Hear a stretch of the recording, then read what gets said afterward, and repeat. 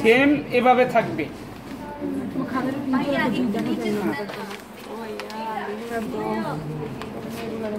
এই যে কোডশিটটা থাকবে।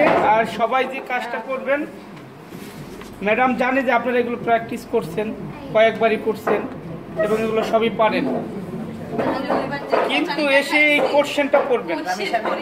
কোশ্চেন না পড়লে ম্যাডাম খুব রাগ করে, ঠিক আছে? এই কোশ্চেনটা থাকবে, prepare acid hematin solution of supply sample by Sahli's method. কেমন? হ্যাঁ, ঠিক আছে। প্রথমে আমাদের এখানে 3 ধরনের টেস্ট টিউব দেওয়া থাকবে। টেস্ট টিউব থাকবে, হেমোগ্লোবিন টিউব দেওয়া থাকবে, আরো বেশি থাকবে। কেমন ভাই? আরো বেশি দেওয়া দরকার না, ম্যাডাম দেয়, আমি তো দেই না। আমি তো মনে করেন একটাই দিতে চাই, যে আপনারা চিনেন কিনা। তারপরে টেস্ট টিউব থাকবে, পিসিবি টিউব থাকবে। এখান থেকে সিলেকশন করে নিতে হবে যে এসবি টিউব কোনটা। আর এখানে আরও পিপিট দেওয়া থাকবে 3 ধরনেরই।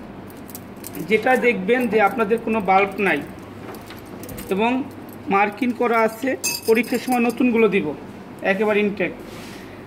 0.02 কোনো বাল্ব নাই, এটা নেবেন হলো টিউবটা। কেমন? এবং এটার প্রত্যেকটার কিন্তু আইডেন্টিফাই পয়েন্ট থাকতে পারে আপনাদের।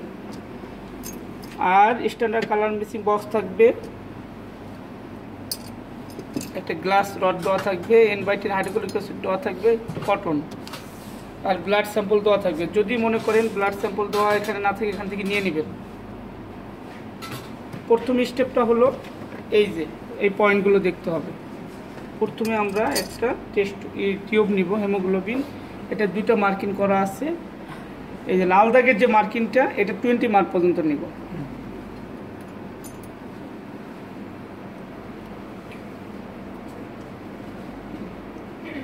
একটু কম বেশি হতে পারে।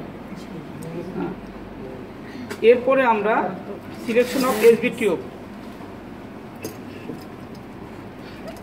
এটা নিলাম। নেওয়ার পরে এই টিউবটা একটু ছোট আসছে, পুরোপুরি নিচ পর্যন্ত যাবে না। আমি নিলাম সাক করে।